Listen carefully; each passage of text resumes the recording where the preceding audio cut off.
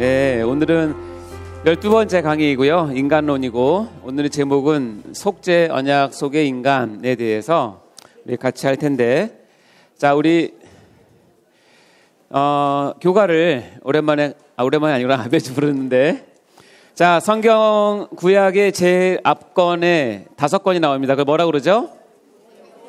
모세오경이라고 얘기를 하죠.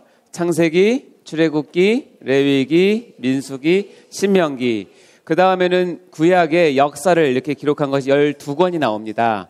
여호수아부터 시작해서 여호수아, 사사기, 룻기, 사무엘상, 사무엘하, 열왕기상, 열왕기하, 역대상, 역대하. 여기까지가 이스라엘의 왕국, 통일왕국이나 분열왕국 시대를 다루는 것이고, 여기 갈색으로 초록색으로 보는데 에스라, 느헤미야, 에스더는 이스라엘이 남유다가 망하고 나서 바벨론 포로기 때 이에 관계된 그런 내용이고, 이제 다시 회복할 때 내용입니다. 자, 구약의 역사서 12권으로 이렇게 되어 있고요. 노란색과 여기 녹색은 그런 시대적인 차이가 있습니다. 자, 그리고 구약의 제일 가운데 시가서가 있죠? 몇 권이죠? 욥기, 시편, 잠언, 전도, 아가입니다. 자, 그리고 나서 뒤에는 선지서가 17권이 나오는데, 이 선지서는 이 구약의 역사서와 매치되어서 이렇게 보시면 좋습니다. 대선지서는 분량이 많아서 대선지서입니다. 5권이 뭐죠? 시작. 이사야, 예레미야, 예레미야가, 에스겔, 다니엘. 자, 여기서 녹색으로 표시한 부분에 같은 시대에 해당되는 대선지서가 에스겔과 다니엘입니다. 자, 소선지서 12권이 있습니다. 호세아부터 시작해서 말라기까지가 있는데요. 이건 분량이 작은 이제 선지서인데요. 자, 12권이 뭐죠? 호세아, 요엘, 아모스, 오바댜, 요나, 미가, 나움, 하박국, 스바냐, 학개, 스가랴, 말라기.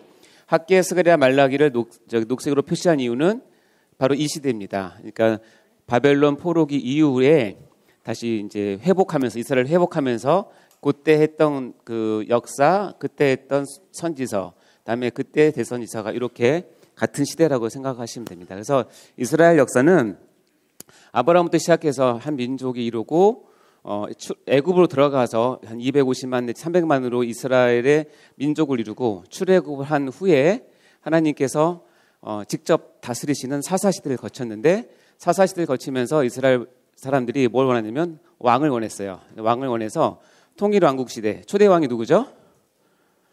사울왕입니다. 아무리 못해도 초대왕은 초대왕이에요. 사울왕. 그 다음에 누구죠? 다윗부터 시작해서 그 다음은 다윗 왕조로 이어지는 거죠. 하고 솔로몬 왕까지. 사울왕 40년, 다윗왕 40년, 솔로몬 왕 40년. 이 120년을 유대의 통일왕국 시대라고 그래요. 아시겠죠? 그 다음에 르호보암 때 남유다와 북이스라엘로 갈라지게 됩니다. 북이스라엘은 여로보암 왕이 시작을 하고, 남유다는 르호보암 왕부터 다시 이제 다윗의 그런 왕조로 쭉 이어지는데, 거기를 뭐냐면 분열 왕국 시대라고 그래요. 이스라엘이 남북으로 분열됐고, 북이스라엘이 망하게 됩니다. 아수르에 의해서 망하게 되고, 유다는 그로부터 한 120년 정도 더 지속되다가 이제 바벨론에 망하게 되죠. 그런 역사를 어느 정도 여러분이 알고 계셔야 여기 있는 내용들이 이 내용은 어디에 들어가는구나 하는 것을 알 수가 있는데요. 일단은 여기 녹색으로 표시된 이 부분은 바벨론 포로기 이후에 다시 회복할 때 그때 있었던 것들을 기록한 겁니다. 자, 구약을 한번 리뷰를 했습니다. 우리 한번 박수 치면서 구약만 불러볼까요? 시작. 창세기, 출애굽기, 레위기, 민수기, 신명기, 여호수아, 사사기, 룻기, 사무엘상하, 열왕기상하, 역대상하, 에스라, 느헤미야, 에스더, 욥기, 시편, 잠언, 전도, 아가, 이사야, 예레미야, 에가, 에스겔, 다니엘, 호세야, 요엘, 아모스, 오바댜, 요나, 미가, 나움, 하박국, 스바냐, 학계 스가랴 말라기. 아멘. 구약을 한번 여러분 딱 다 불러보셨습니다. 구약 다 이제 정통하셨겠죠? 여러분 말라기가 구약의 제일 마지막 장이죠.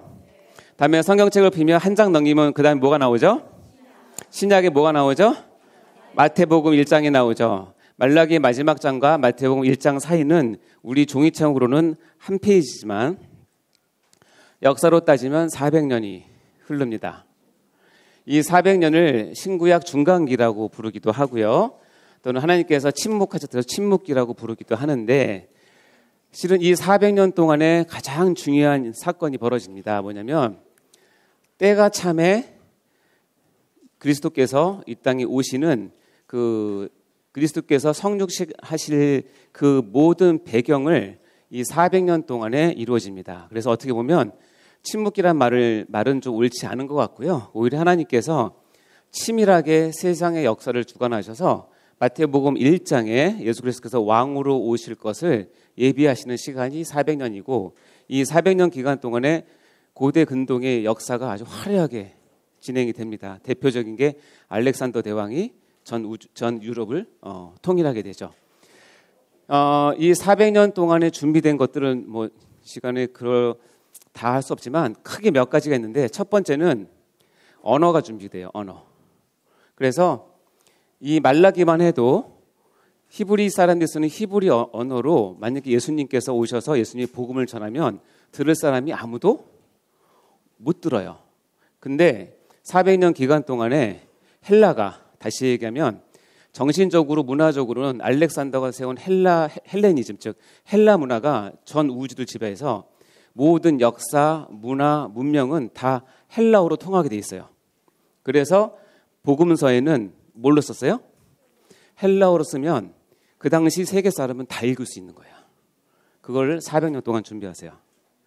두 번째 준비는 뭐냐면 헬라가 망한 다음에 지금까지 역사상 가장 강력한 왕국은 로마예요. 로마가 정치를 지배하고 전 세계를 다 다스려요. 그때 로마의 가장 특별한 건 뭐죠? 모든 길은 어디로 통한다? 로마가 통한다.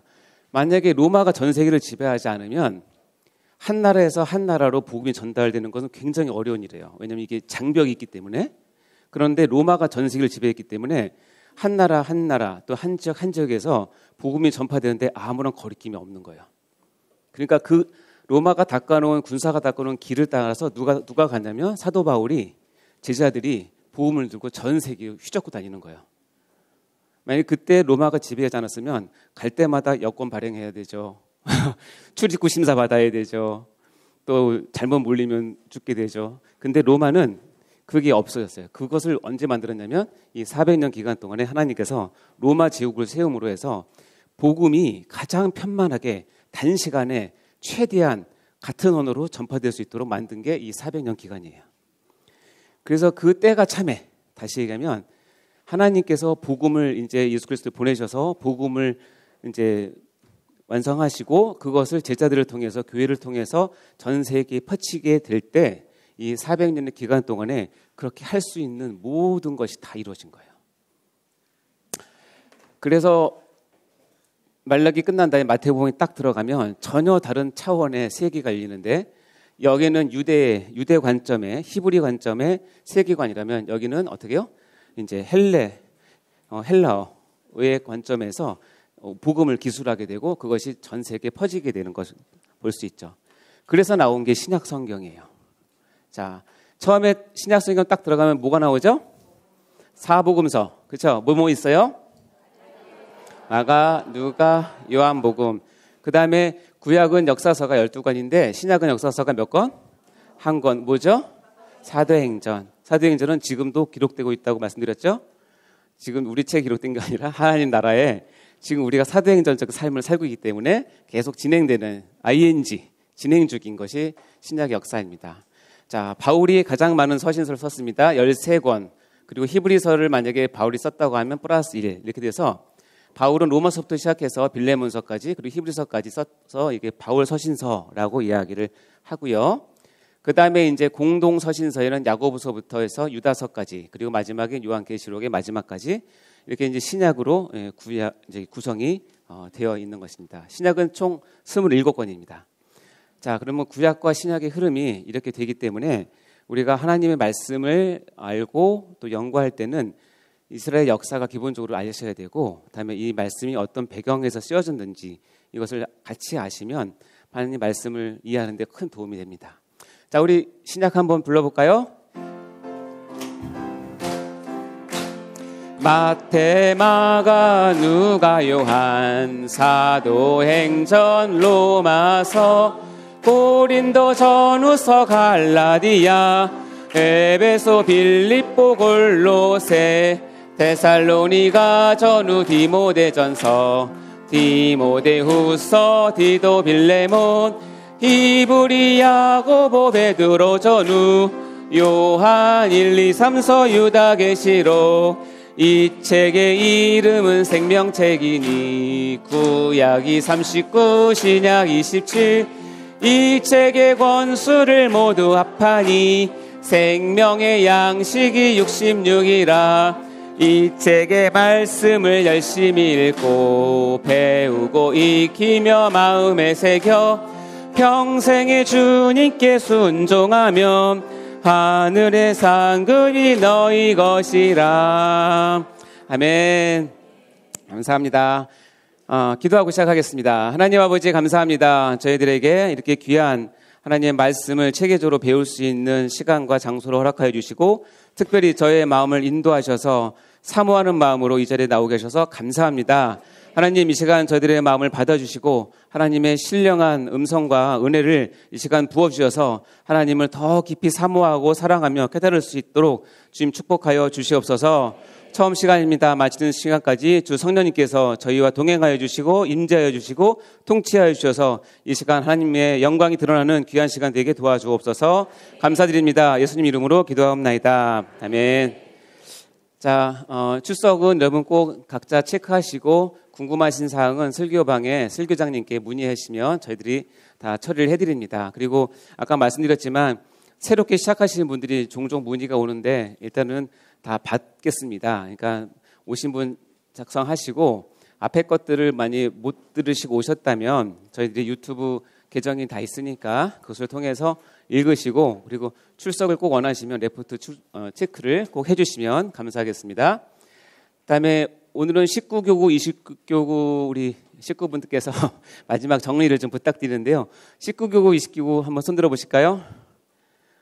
네, 이쪽에 이렇게 모여 계시고, 네, 갈 때 한번 정리 좀 부탁을 드리겠습니다. 자, 여러분 주일반은 그래도 끝난 다음에 피드백을 잘 남겨주셔서 너무나 감사한데요. 짧게나마 이렇게 남겨주시면 또 은혜를 나눌 수 있고 또 여러분도 정리할 수 있는 시간이 될 것 같습니다. 자, 오늘은 베스트 댓글생이 4분 계십니다. 우리 박수. 자, 22거구 신경화 권사님 어디 계십니까? 아, 네, 권사님. 20교구 이시영 집사님. 이시영 집사님. 아, 네, 감사합니다. 4교구하고 16교구 김진선 집사님과 전문 집사님은 지난주에 이어서 연달하게 됐어요. 왜냐면 제가 이렇게 안 하는데 뺄 수가 없었어요. 그래서 김진선 집사님 어디 계세요? 네, 저쪽에 계십니다. 우리 정문전 집사님 이쪽에 계십니다. 이것도 하나 주세요. 네. 자, 우리 네 분 박수 한번 해주실까요? 네, 짧게 보겠습니다. 우리 신경화 권사님은 이렇게 했습니다. 죄가 죄인 줄도 모르고 살아왔는데 하나하나 손꼽아 보니 정말 죄인 중에 괴수라. 주님이 없으면 이 죄를 다 어찌할까? 그저 감사하고 감사할 따름입니다. 라고 지난 시간 죄에 대해서 우리가 얘기했는데 우리 권사님이 이렇게 적어주셔서 신앙 고백해 주셔서 감사한데요. 저는 깜짝 놀란 게 있습니다. 네. 죄가 죄인 줄도 모르고 살았는데 어떻게 권사가 되셨는지를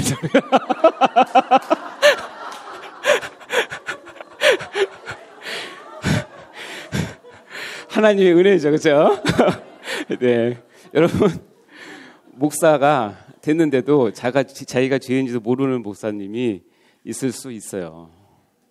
얘기하지만 이 시간은 직분을 떠나서 내가 교회에 오래 다니고 아닌데 그게 중요한 게 아니라 하나님의 비추신 은혜로 내가 와 정말 죄인이구나.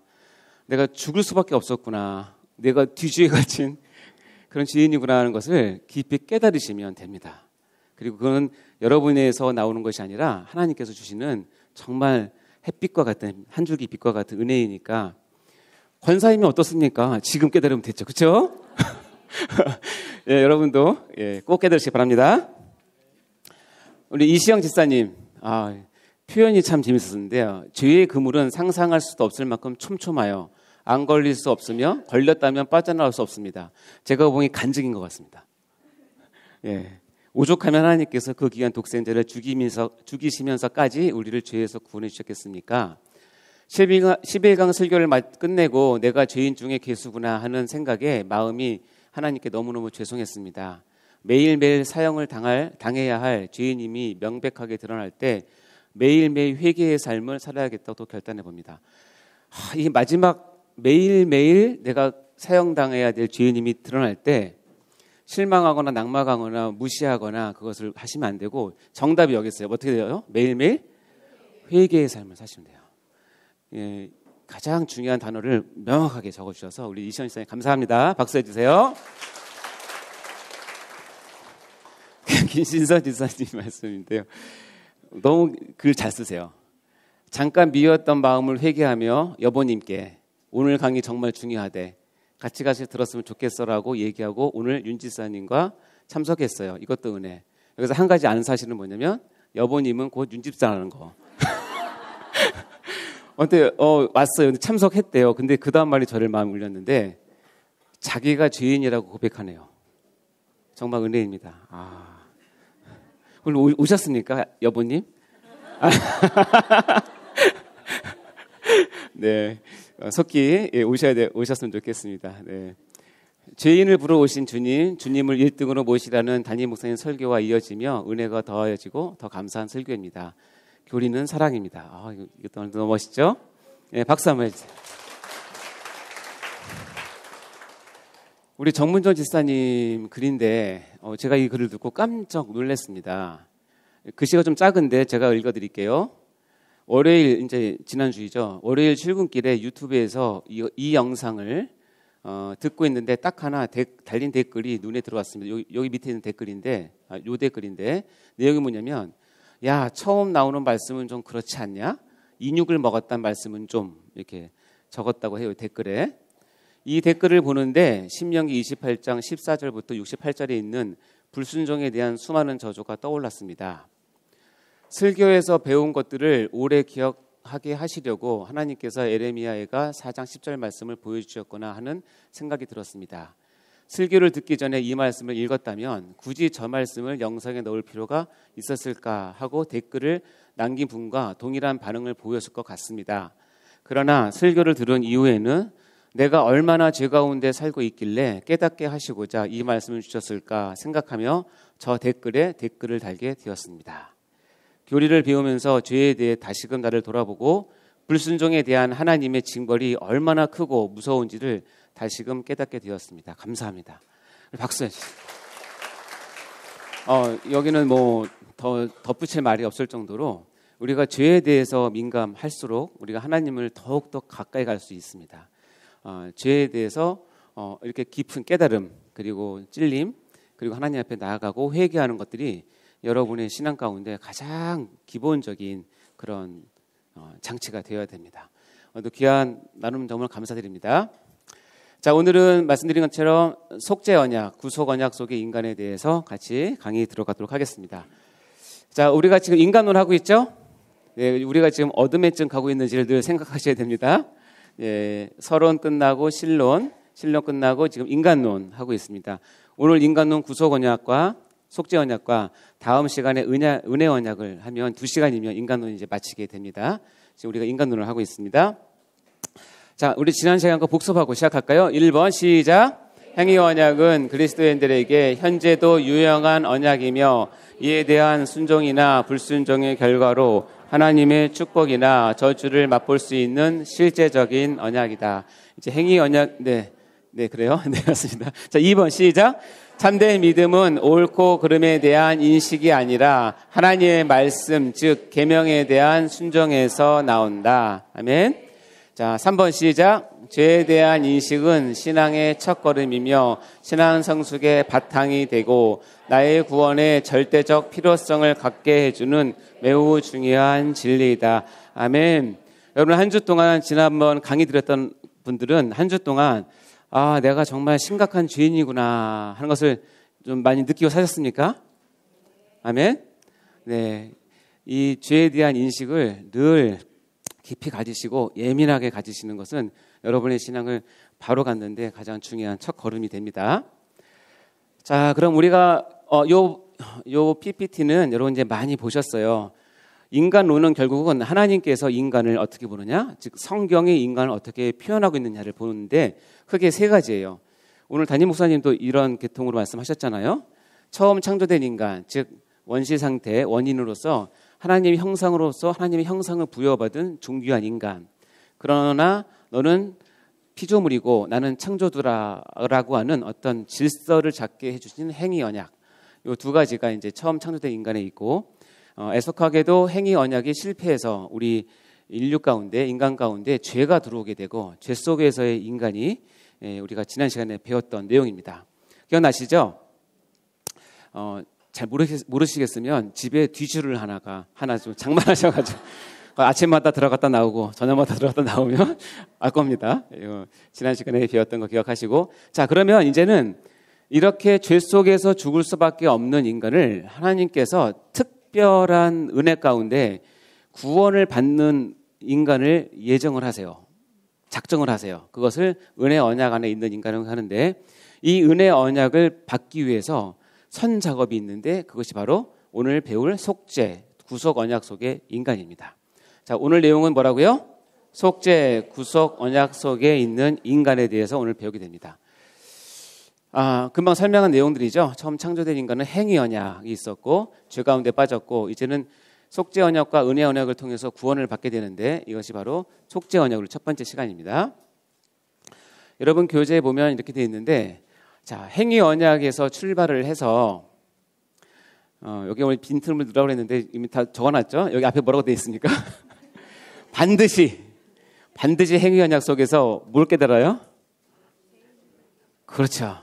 자신의 무능, 불순종, 죄성, 자신의 죄를 깊이 깨닫고, 이 깨달음에서 뭐가 나오냐면 안에서 뭐가 나와요? 회개가 나오게 됩니다. 진정한 회개가 나오고, 회개를 통해서 누구에게 가냐면 그리스도께로 나아가야 하는, 이것은 어떻게 보면 영적인 공식이기도 하지만 이건 철칙이에요. 그러니까 이것이 없이 단방에 그리스도께로 바로 나가는 방법은 없어요. 자기는 나갔다고 믿지만 주님은 그렇게 생각 안 하세요. 그리스도께로 나가야라는 말, 이 말은 오늘 강의로 한다면 속죄 언약 속으로 들어가야 된다라는 뜻이에요. 속죄 언약을 내가 알고 깨닫고 받게 된다라는 의미입니다. 즉, 행위 언약의 최종 목적은 뭐냐면, 나 정말 예수님밖에는 믿을 사람 없어, 나 정말 그리스도 외에는 소망이 없어라는 것을 철저히 깨닫는 것이 행위 언약의 목적이에요. 왜냐하면 행위 언약을 통해서 죄가 나왔기 때문에 그렇습니다.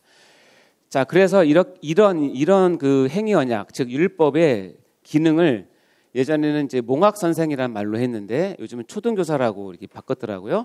갈라디아서 2장 말씀 시작. 믿음이 오기 전에 우리는 율법 아래에 매인 바 되고 계시될 믿음의 때까지 갇혔느니라. 이같이 율법이 우리를 그리스도께로 인도하는 초등교사가 되어 우리로 하여금 믿음으로 말미암아 의롭다 하심을 얻게 하려 함이라. 믿음이 온 후로는 우리가 초등교사 아래에 있지 아니하리라. 여기 보면 단계가 있어요. 율법이 주어졌는데, 율법 아래에 매인 바 됐는데, 이 믿음이 올 때까지는 그 안에 갇히게 되는데, 이 율법이 우리를 그리스도께로 인도하는 초등교사가 되어서 우리가 믿음으로 나게끔 도와준다는 뜻이에요. 예전엔 이 초등교사가 어떻게 됐냐면 개역 한글에서는 몽학 선생으로 되어 있어요. 몽학 선생이 뭐냐면 옛날에는 한 나라를 점령을 해서 거기 포로를 다 끌고 옵니다. 포로 중에서는 쓸만한 포로들을 데리고 오죠. 특히 이제 그 당시는 이제 학자 이런 사람들이 굉장히 VIP 포로예요. 왜냐면 비싼 값을 팔 수 있으니까. 데리고 와서 시장에 팔면 이 패망한 나라에 아무리 뛰어난 학자라도 신부는 뭐예요? 노예예요, 노예.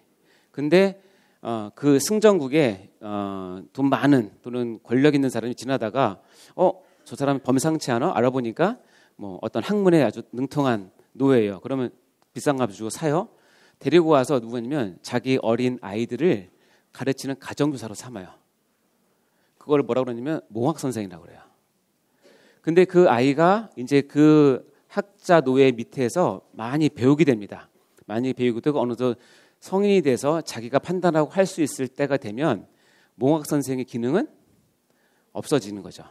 이해가 되시죠?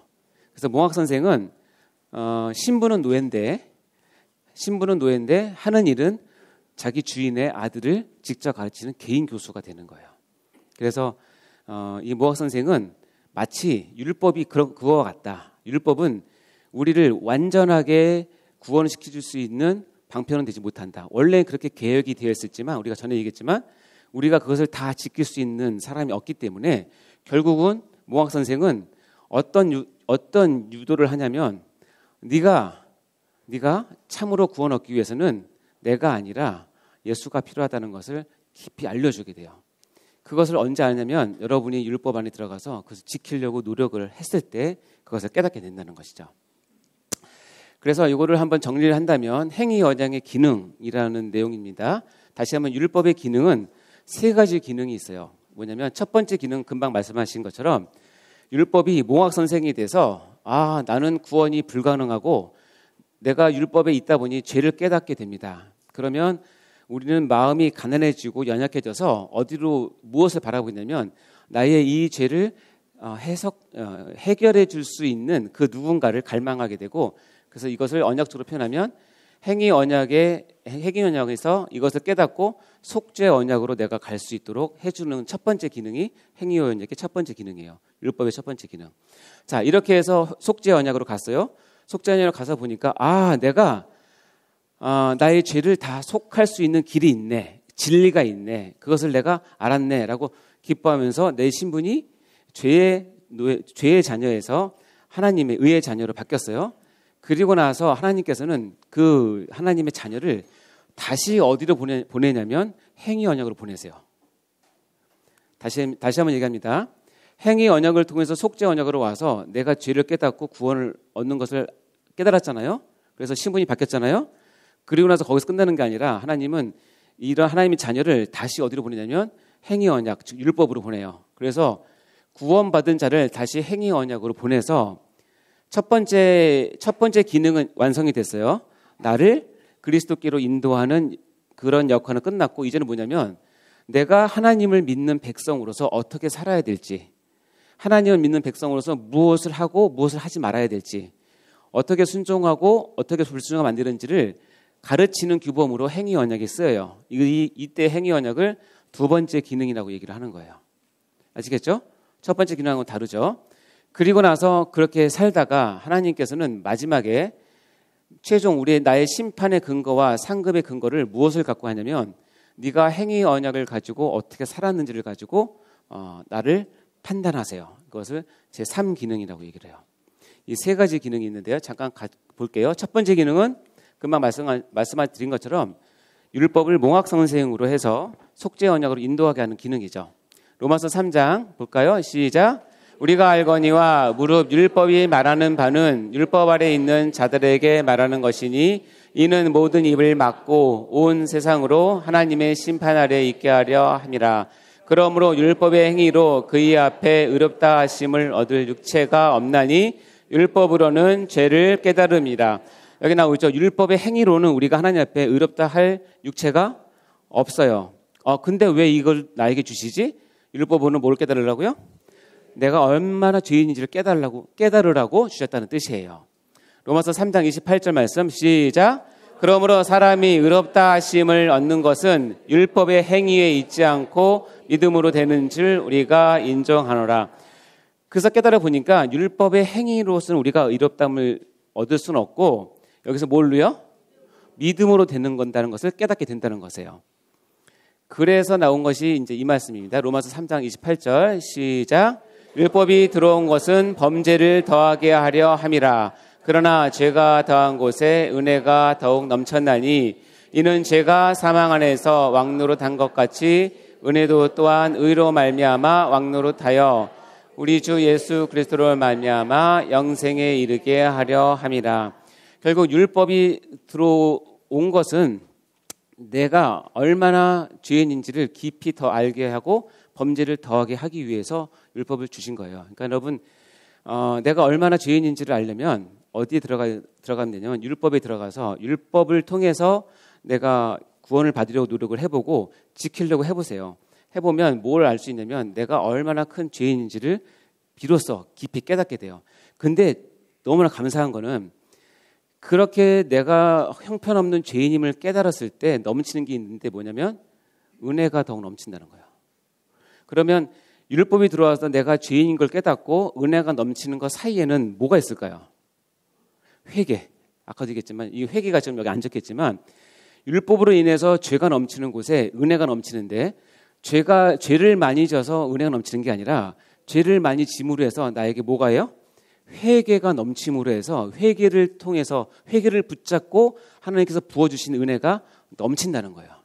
그래서 하나님의 은혜는 결국은 뭐냐면 하나님 앞에 철저하게 자기가 죄인임을 깨닫고 자기 무능함을 깨닫고 하나님 불쌍히 여겨달라고 긍휼히 여겨달라고 내가 죄인이니 하나님 도와달라고 하는 회개의 울부짖음이 있을 때 하나님께서는 거기에 은혜를 쏟아부어 주시는 거예요. 이게 진짜 은혜고 하나님께서 여러분이 가져야 될 생명의 은혜입니다. 아시겠죠? 이것을 통해서 우리가 예수 그리스도로 말미암아 영생에 이르게 되는 것입니다. 자, 두 번째 기능은 이렇게 해서 내가 예수 그리스도를 통해서 영생을 얻었어요. 그러면 나는 이제는 율법을 무시하고 나는 이제 율법 없어도 하나님의 은혜 때문에 내가 믿었으니 내가 이제 더 이상 율법은 타치 안 받아 라고 생각하는 것은 잘못된 관점이고 이단이 강조하는 것이 그런 거예요. 구원론이 하는 얘기는 뭐예요? 구원을 받으면 그 사람은 뒤질 수가 없다는 거예요. 왜냐하면 그 구원이 참된 구원이고 참된 믿음은 다시 그 사람을 알고는 죄를 질 수 있게 할 수 없다는 게 그들의 교리예요. 그러나 그것은 걔네가 갖고 있는 교리 가운데 성경 한두 구절을 극대로 해석을 해서 그렇게 가르치는 건데 성경은 어떻게 가르치냐면 네가 하나님의 자녀로 율법을 통해서 죄를 깨닫고 하나님의 회개를 해서 하나님의 자녀가 은혜를 입었지만 너는 역시 이 땅에 살면서 죄를 지을 수밖에 없는 연약한 인간이기에 이 율법을 통해서 내가 이제는 어떻게 하나님 앞에 바른 삶과 순종의 삶을 살아야 될 것을 무엇을 통해서 가르치냐면 다시 또 율법을 통해서 배워야 된다는 거세요. 행위의 언약을 통해서. 이것이 두 번째 기능이에요. 자, 디모데후서 3장 16, 17절 읽어볼까요? 시작. 모든 성경은 하나님의 감동으로 된 것으로 교훈과 책망과 바르게 함과 의로 교육하기에 유익하니 이는 하나님의 사람으로 온전하게 하며 모든 선한 행한 일을 주게 하려 함이라. 만약에 우리가 예수를 믿는 순간 새롭게 거듭나서 신분이 변화된 건 사실이에요. 그 놀라운 구원의 감격을 가지고 나는 더 이상 하나님께 교훈받지도 않고 책망받지도 않고 바르게 함을 받지도 않고 의로 교육을 안 받고 성경을 안 읽고 안 따르면 무엇이 되냐면 여기 보면 하나님의 사람으로 온전케 될 수가 없어요. 하나님의 사람으로 온전케 될 수 없으면 뭐냐면 하나님이 원하시는 일들을 행할 능력을 갖출 수가 없어요. 다시 얘기하면 하나님의 말씀은 나를 구원시키는 일차적인 구원도 있지만 또는 뭐예요? 내가 하나님의 자녀로 온전하게 살아가기 위해서는 반드시 다시 말씀에 여기로 오셔야 돼요. 성경 66권으로 오셔야 되고 성경 66권은 저번에 얘기했지만 행위 언약을 기록한 책이에요.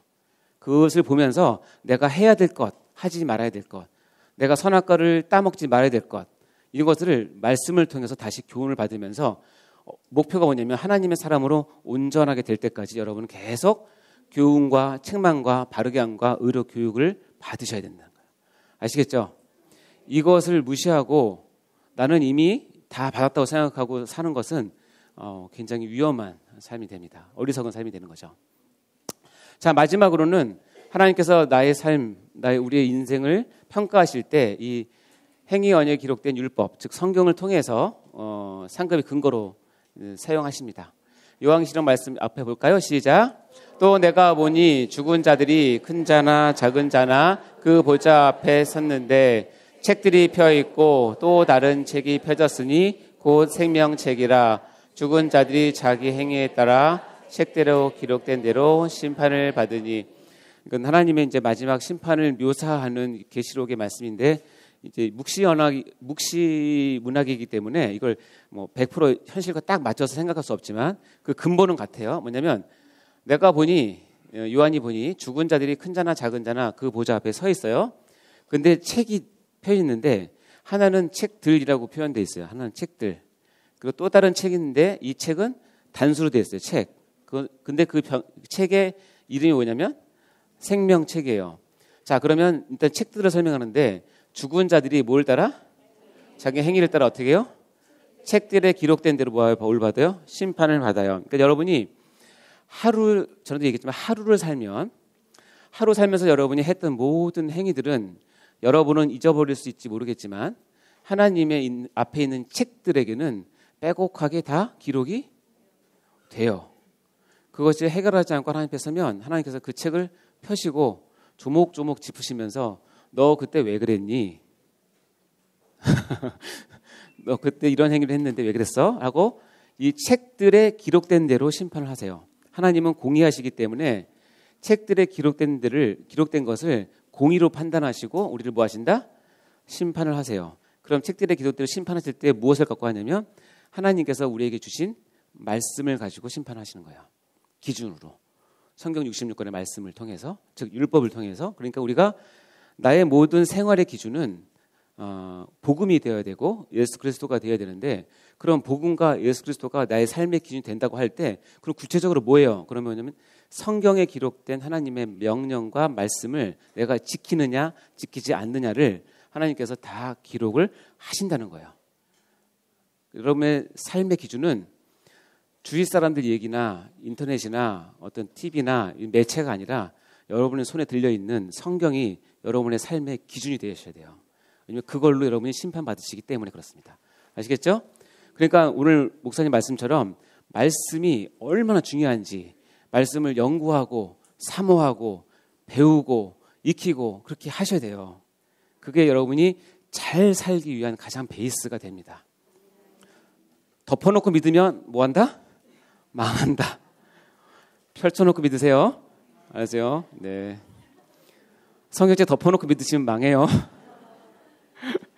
자, 집에 있는 성경책 좀 잘 펴셔서 일단은 먼지 좀 터시고 성경책 펴시고 읽으시고, 읽으실 때 빨간색, 파란색, 노란색, 연두색 형광펜이나 펜을 가지고 밑줄 쳐가면서 읽으세요. 하나님 말씀은 그렇게 더럽히면 되나요? 그렇게 더럽히는 거 아니에요. 그건 정말 귀한 거니까 그렇게 하시고, 그게 너무 낡으면 한 2, 3년 주기로 또 새로운 성경책을 바꿔서 또 하시고, 그렇게 하는 것이 최소한 여러분의 한 몇 권이 쌓여 있어서 내 자녀들한테 유산으로 물려주죠. 내가 이렇게 말씀을 사모했단다. 자녀들아, 너희도 하나님 말씀을 사면서 좋겠다. 라고 하셔야 된다는 거죠. 네, 여기도 다 마찬가지입니다. 자기 행위대로 심판을 받는 거예요. 자, 여러분 이제 속죄언약의 개념을 들어가기 전에 개념을 잡아드리겠습니다. 여러분이 정말 우리나라는 왕이 없으니까 뭐 대통령으로 해야 되나, 아니면 정말 내가 섬긴 회사의 회장님이 여러분을 초대했어요. 초대를 했는데 진짜 멋있는 레스토랑에서 풀코스로 쫙 막 좋죠? 쫙 나오는데 마지막 메인 코스로 딱 이게 나왔어요. 이것을 하기 위해서 앞에 있는 것을 계속 먹어봤잖아요. 그렇죠? 보기에도 너무 좋고 플레이팅도 너무 깔끔하고 이거 재질이나 딱 냄새도 그리고 모양도 색감도 딱 먹어보니까 식감도 엄청나요. 막 이야, 이런 음식이 있었네 라고 여러분이 생각을 하는 겁니다. 여러분의 구원은 하나님께서 여러분에게 준 최고의 선물입니다. 아멘. 여러분이 그것을 어떻게 받는지는 잘 모르겠어요. 이런 마지막 메인 코스를 딱 받았는데 난 여전히 집에 있는 라면이 생각난다. 그건 어쩔 수 없어요. 집에 가서 라면을 드셔야 됩니다. 그러나 이것을 보면서 와, 이렇게 맛있고 이렇게 귀하고 야, 이런 것들이 있네라고 감탄을 하면서, 그러나 이제 조금 여러분이 깨인 사람은 뭐냐면, 이게 재료가 뭘까? 레시피가 어떻게 될까? 이건 뭐 섞었을까? 어떤 소스를 뿌렸을까? 생각하지 않겠습니까? 자, 그러면 이 음식이 나오기까지 지금 여기는 아주 분위기 넘치는 레스토랑에서 음악이 나오면서 음식이 나왔지만, 이 음식이 나오는 건너편 주방에서는 어떤 일이 있었을까요? 거기에 관심 있으십니까? 주방에서 이런 일을 하고 있었어요.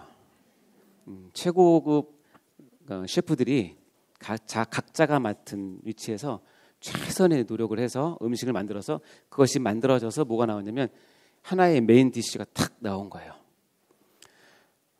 여러분은 지금까지 구원이 여러분의 고백한 대로 나의 최고의 선물이고 가장 최고라고 느끼셨다면 너무 잘하셨어요. 많이 느끼세요. 그러나 이제 여러분이 그 구원을 나뿐 아니라 다른 사람에게도 소개해야 되고 다른 분한테 알려줘야 된다면, 그 음식이 어떻게 만들어지는지 과정과 재료와 이런 것들, 레시피를 여러분 이제 공부 좀 하셔야 돼요. 이해되세요? 그래서 이 시간은 뭐냐면, 요거에 대한 요 부분은 나중에 구원론에서 제가 다시 한번 설명하겠지만, 이 시간은 뭐냐면, 속죄언약은 뭐냐면, 도대체 저 건너편에 내가 보이지 않는 주방에서는 도대체 무슨 일이 있었던 거야? 거기에서 어떤 일이 있었기 때문에 이런 걸작품인 요리가 나온 거야 하고, 이 시간은 여기에 초점 맞춘 게 아니라 어디에? 주방에서 있었던 일에 대해서 같이 나누는 겁니다. 이해되시죠? 그것을 한마디로 말하면 속죄언약이에요. 이제 이해되셨죠? 뒤에 분들 이해되셨습니까? 반응이 없어요.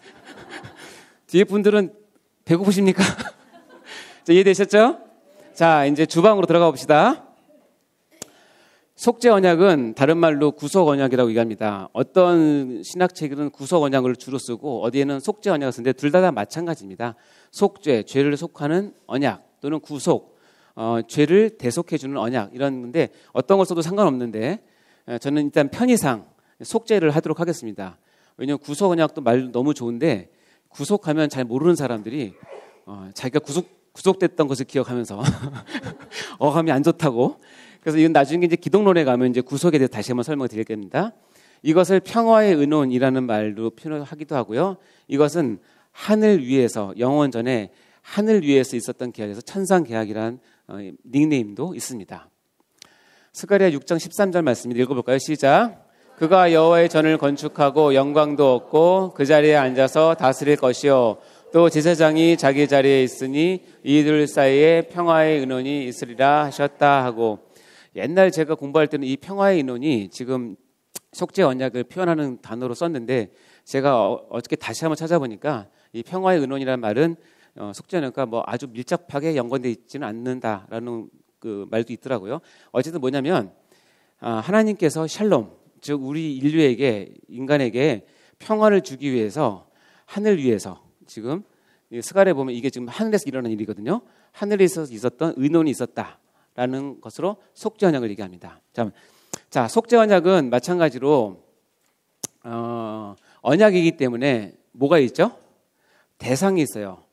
자, 행위 언약은 누구랑 맺었죠? 하나님과 누구? 인간. 하나님은 삼위일체 전체를 뜻하는 것이고, 이 인간은 믿는 사람 아니에요? 아니면 전 인류예요?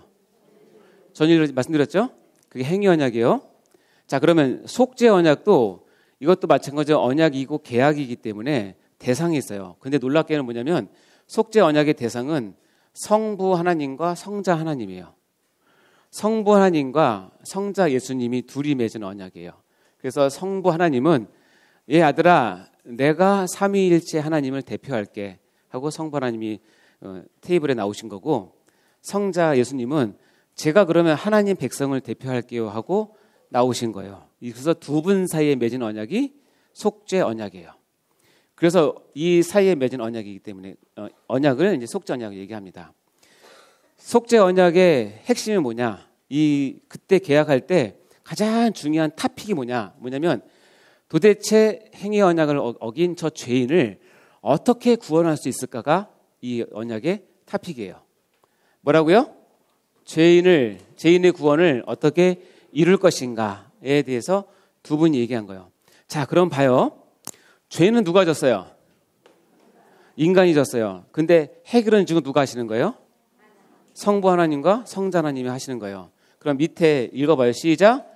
구원의 수혜자인 인간을 배제하고 성부 하나님과 성자 하나님 두 분께서 속죄를 이루시는 언약이 속죄 언약이에요. 그러니까 속죄 언약에 인간의 자리는 있을 수가 없어요. 너무 다행이죠. 너무 다행이에요. 여러분 만약에 내가 속죄 언약에 너를 껴줄 테니 네가 평생 버는 돈의 반만 갖고 와. 그러면 교회 떠날 사람 많을 거예요.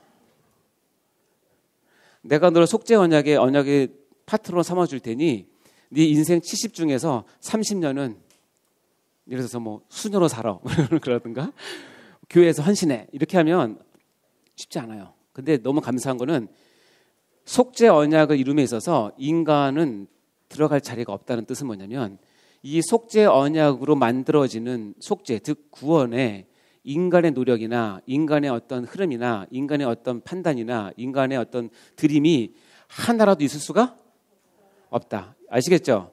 왜냐하면 속죄 언약의 대상은 두 당사자는 성부 하나님과 성자 하나님이세요. 아멘? 이게 여러분이 이해된다는 건 뭐냐면 지금 삼위일체가 머리에 들어와 있다는 뜻이에요. 너무 감사하죠? 그러니까 삼위일체가 어렵게 공부했지만 이럴 때 효과를 발휘하는 거예요. 여러분 스스로에게 쓰담쓰담 하세요. 아, 잘했다.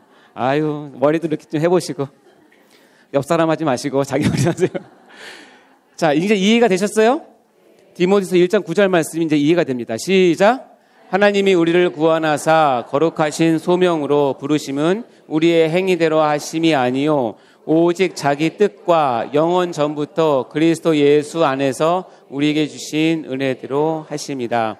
여기 하나님께서 우리를 구원하신 것은 결국 우리의 행위가 절대로 들어갈 수가 없고 오직 뭐요? 자기의 뜻. 이거 우리가 뭐라고 그랬죠 전에?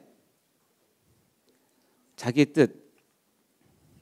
하나님의 작정과 예정. 하나님의 작정과 뜻을 세우고 예정하시고 그리고 그것을 누구를 통해서? 예수 그리스도 안에서 언제? 영원 전부터. 영원 전부터 하나님께서 이 속죄 언약을 염두에 두시고 계획을 하신 거예요. 자, 그리고 이것을 우리에게 주신 은혜대로 한다라고 표현을 하는 것입니다. 자, 이것이 속죄 언약의 핵심입니다. 자, 그러면 속죄 언약의 내용으로 한번 우리 계약서 속으로 한번 들어볼까요? 도대체 두 분이 어떤 계약을 하셨는지 이 계약의 내용이 여러분이 지금 파편적으로 알고 있는 여러분의 구원에 대한 계획인데 여러분이 요리를 어느 정도 하시면 아까 나왔던 메인 디시를 보면서 아, 이거는 스테이크가 미디엄이네. 그 정도는 알죠? 그렇죠? 뭐 경험 있으니까 아, 이 후추는 이거는 어디 거지? 아, 이 스프는 정말 맛있는데 이건 어디 거가? 제가 먹은 스프 중에서 제일 맛있는 스프는 역시 오뚜기 스프가 제일 맛있다. 양송이 오뚜기 스프가 제일 맛있어요. 다른 거 많이 섞어봐야 소용없고요. 그게 제일 맛있더라고요. 자, 이렇게 파편적으로 알고 있는데 여러분 아까 제가 문을 벌컥 열고 주방으로 여러분 제가 초대를 한 거예요. 여러분 들어가서 주방에서 어떤 일이 벌어지는지를 눈으로 보시라고요. 이거를 보고 나와서 다시 테이블에 앉아서 내게 받은 이 메인 디시가 와, 이렇게 해서 만들어졌구나. 이건 남기면 안 되겠다.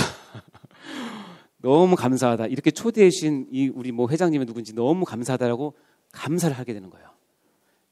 자, 주방 들어갑시다. 주방에 들어왔더니 보니까 속죄 언약 계약서는 이렇게 돼 있어요. 성부 하나님이 성자 하나님께 요구하는 내용이 있어요.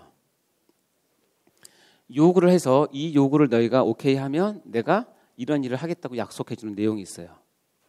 그리고 그래서 중요한 건 뭐냐면 하나님께서 요구를 하고 약속을 하시지만 키는 뭐냐면 제 가운데 있는 키는 뭐냐면 성자 하나님께서 이 요구와 약속을 받고 뭐 해야 돼요? 순종해야 돼요. 그래야 이 계약이 이루어져요. 제가 저번 시간에 얘기했지만 믿음 신앙생활에 있어서 여러 단어들이 중요하다고 얘기했잖아요. 믿음도 중요하고 은혜도 중요하지만 여러분이 이제부터는 좀 중요하게 생각할 단어가 뭐냐면 뭐라고요? 순종이에요.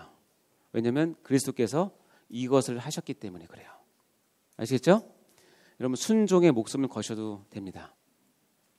자, 그럼 성부 하나님이 성자 하나님께 죄의 구원을 위해서 하신 요구가 있어요. 여러 가지가 있지만 우리는 이 정도 수준에서 4가지만 말씀을 드릴게요. 첫 번째, 여인에게 탄생하시어 인성을 취할 것. 이것을 교리적인 용어로 뭐라고 그래요? 성육신이라고 한문 이렇게 쓰고요. 인카네이션이라고 한문 영어로 씁니다.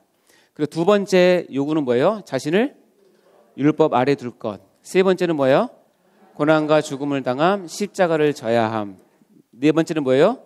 성부께서 맡기신 백성의 구원을 이룰 것. 이것을 지금 성부 하나님께서 성자 예수님께 너 이 4가지를 해내야 된다라고 요구를 하신 거예요. 아시겠죠? 자, 그럼 첫 번째, 여인에게 탄생하셔 인성을 취할 것, 성육신 할 것을 얘기하는 거예요. 지금 예수님은 삼위일체 하나님의 제2위이신 하나님이세요. 근데 하나님께 네가 어떻게 여인의 태 속에 들어가서 자궁 내에서 10달을 있다가 좁은 산도를 거쳐서 나오고 네가 나와서 너 힘으로 아무것도 할 수 없으니 미리 내가 준비한 마리아라고 하는 여인의 그 요셉이라고 하는 그 부부 밑에서 네가 30년 동안 섬기고 살아야 되고 양육을 받아야 되고 그리고 30 되면서 이제 사역을 시작할 거라고 하나님께서 말씀을 하시는데 그 첫 출발이 뭐예요? 성육신이에요. 우리는 수혜자니까 당연히 오셔야죠 생각하지만 여러분 예수님 입장에서는 그게 쉽지가 않아요. 만약에 여러분이 여름철에 여러분이 어렸을 때 푸세식에서 사셔본 적 있습니까? 푸세식 화장실인데 비대 있는 화장실이 아니고 물 내리는 화장실이 아니라 뚝 떨어지는 화장실이잖아요. 푸세식. 여름이 되면 푸세식에서 뭐가 올라와요? 기억나십니까? 여러분이 구더기를 사랑해서 구더기를 다 모아서 씻기고 닦이고 이렇게 하라고 하면 하시겠습니까? 안 하시죠? 네. 가서 네가 그냥 닦아만 줘도 된다. 이렇게 사랑해줘라. 하도 쉽지가 않은데 지금 하나님 명령이 뭐냐면 아들아 내가 구더기를 사랑하니 네가 구더기가 되어서 내려가야겠다. 내가 인간은 그러니까 하나님으로서 이거 닦는 정도가 아니라 그것도 싫은데 손대기도 싫은데 네가 나가 제일 정말 사랑하니까 구더기를 사랑하니까 내 아들아 네가 구더기에 몸을 입고 잠깐 내려가서 쟤네들한테 내 마음을 좀 전해줄래?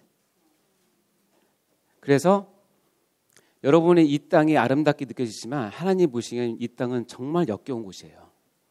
하나님이 단 1초 1분도 있을 수가 없는 곳이 이 땅이고 이 세상이에요. 근데 하나님께서 아들에게 뭐예요?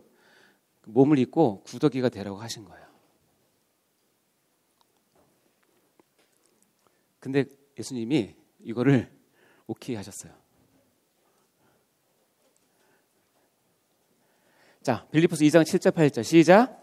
오히려 자기를 비어 종의 형체를 가지사 사람들과 같이 되셨고 사람의 모양으로 나타나사 자기를 낮추시고 죽기까지 복종하셨으니 곧 십자가에 죽으심이라. 일단 종의 형체를 가지고 사람의 모양으로 나타나신 것 자체가 하나님께서 예수 그리스도께 요구하는 첫 번째 일이었는데 예수님께서 오케이 제가 하겠습니다. 그러면서 자신을 율법 아래 두게 했어요. 여러분 금방 배웠지만 행위 언약은 하나님과 인간이 맺은 언약이에요. 창조주와 피조물이 맺은 언약이고 피조물은 하나님의 주신 율법, 행위 언약을 지켜야 될 의무가 있는 것인데 어떻게 해요? 자기 아들한테 너도 하나님이고 너 창조주 맞아. 근데 성육신에 내려가서 우리가 만든 율법 하에 네가 있게 해라는 거예요. 여러분 이게 감이 안 와닿나 모르겠는데 율법을 초월하시고 만드신 분이 하나님이신데 그 율법 아래에 율법이 그 숨막히는 그 규제 아래에 너를 집어넣어서 그것을 뭐하게 지키게 하는 거예요. 근데 예수님께서 네 라고 대답하신 거예요. 갈라디아서 4장 5절에서 4절에서 5절 시작. 때가 참에 하나님이 그 아들을 보내사 여자에게서 나게 하시고 율법 아래 나게 하신 것은 율법 아래 있는 자들을 속량하시고 우리로 이의 명분을 얻게 하려 하십니다. 아까 얘기한 때가 참에가 이제 이해가 되시죠? 아까 우리 그 성경 목록 갈 때 때가 참에 설명을 드렸어요. 때가 차서 여인에게 나게 하시고 성육신 하셨는데 그것을 하나님 입장에서는 다로 표현하면 뭐예요? 율법 아래 나게 하신 거예요. 율법 아래 나게 하셔서 하나님의 그 율법을 다 지키게 하셨어요. 그런데 그 이유는 뭐냐면 율법 아래 있는 자들을 뭐하게? 속량하게 하고 그들로 아들의 명분을 얻게 하기 위해서는 내 아들이 가서 율법 아래 있고 율법의 모든 요구를 네가 다 지켜내라는 거예요. 한마디로 아담은 실패했고 오고 오는 세대가 율법으로 구원받는 건 실패했지만 율법을 통해서 구원받을 수 있는 유일한 한 사람이 있는데 그 누구냐면 예수님이세요. 그거를 요구하신 거예요. 세 번째, 그리고 거기서 끝나는 것이 아니라 고난과 죽음 당함과 십자가를 져야 한다고 얘기를 하시는 거예요. 자, 이사야서 53장에 보면 이렇게 나오는데 그 빨간 색깔이 있는 걸 한번 보시면 예수님께서 이 땅에 오셔서 어떤 일을 당하셨는지가 다 나옵니다. 읽어볼까요? 시작. 그는 멸시를 받아 사람에게 버림받았으며 강고를 많이 겪었으며 질고를 아는 자라. 마치 사람들이 그에게서 얼굴을 가리는 것 같이 멸시를 당하였고 우리도 그를 귀히 여기지 아니하였도다.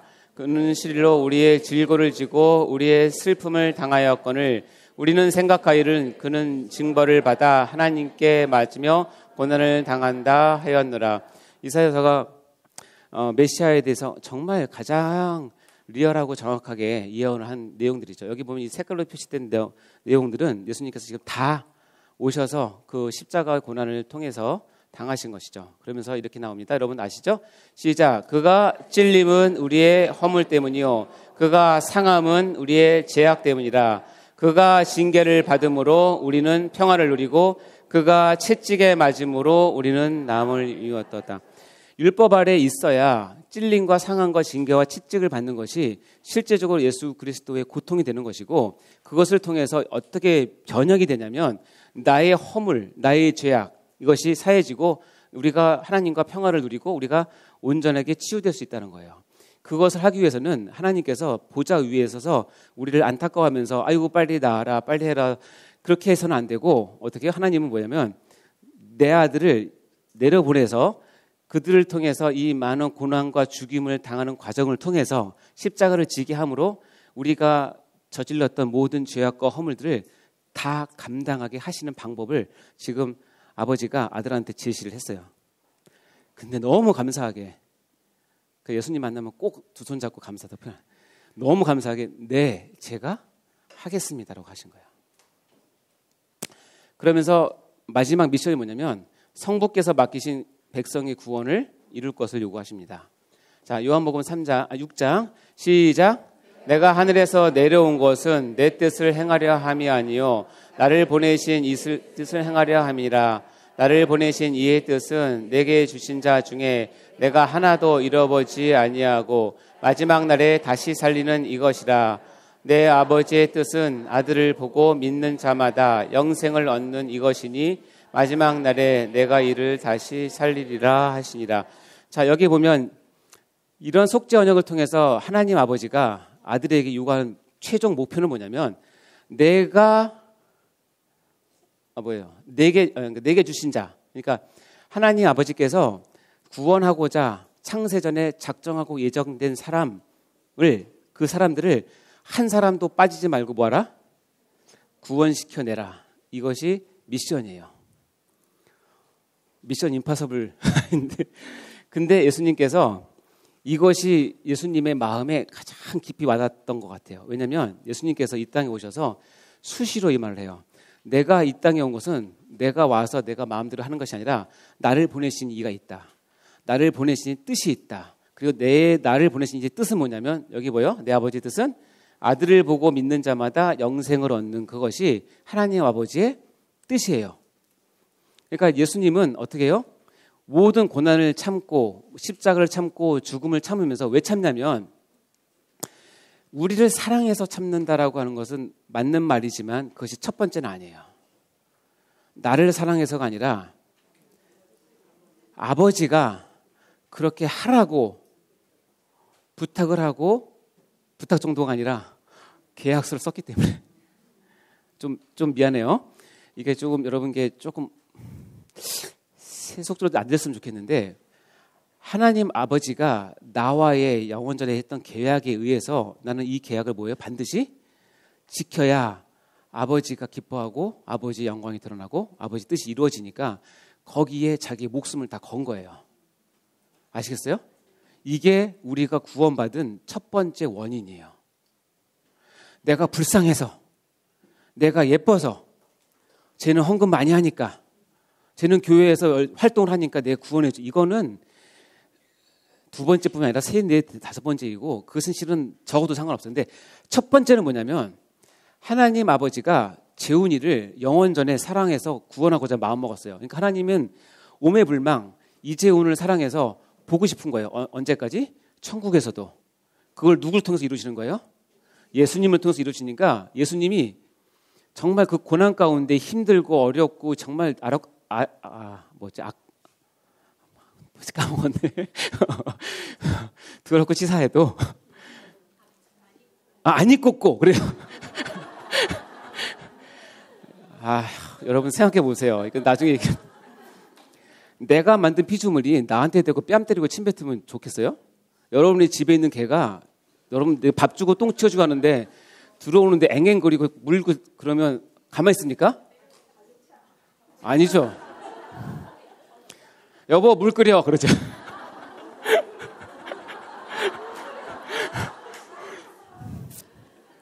농담입니다. 예수님이 그걸 참는 이유는 뭐냐면 예수님이 워낙 인자가 많으시니까. 물론 그렇긴 해요.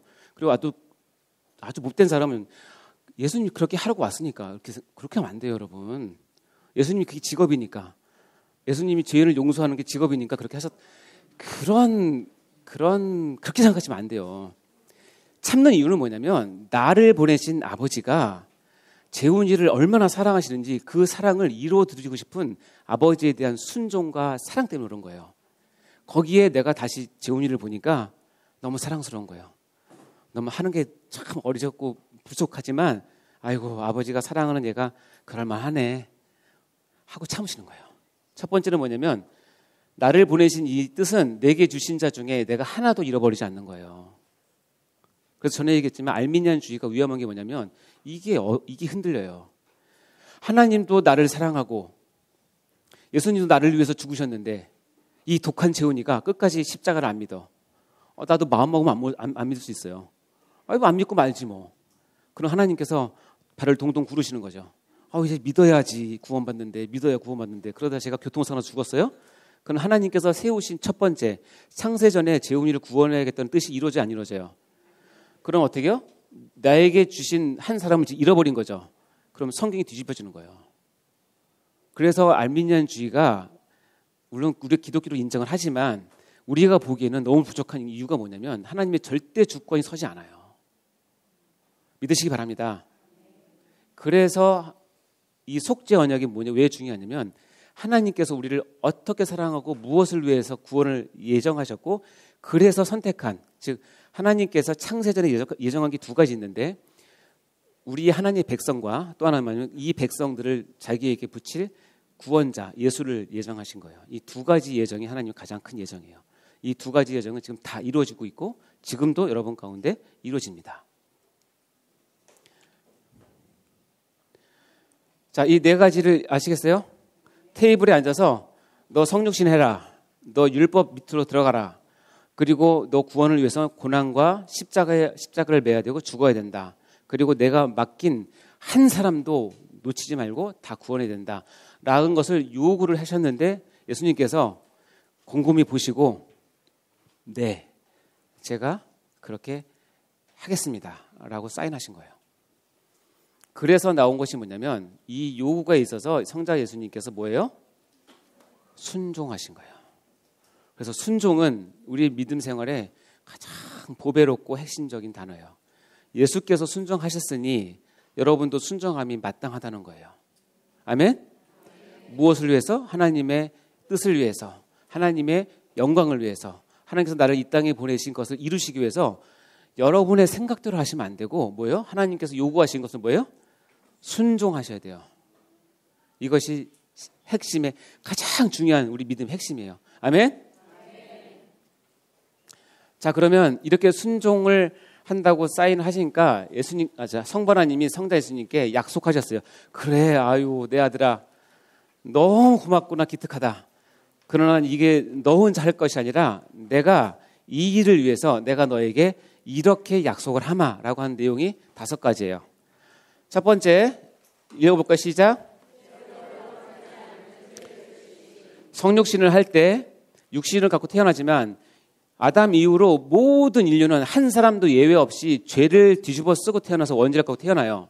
근데 예수만은, 내 아들만은 뭐예요? 죄로 더럽히지 않은 육신을 주겠다고 약속하셨어요. 이게 어떤 방법일까? 무슨 방법일까? 몰랐는데 기가 막힌 방법이에요. 뭐예요?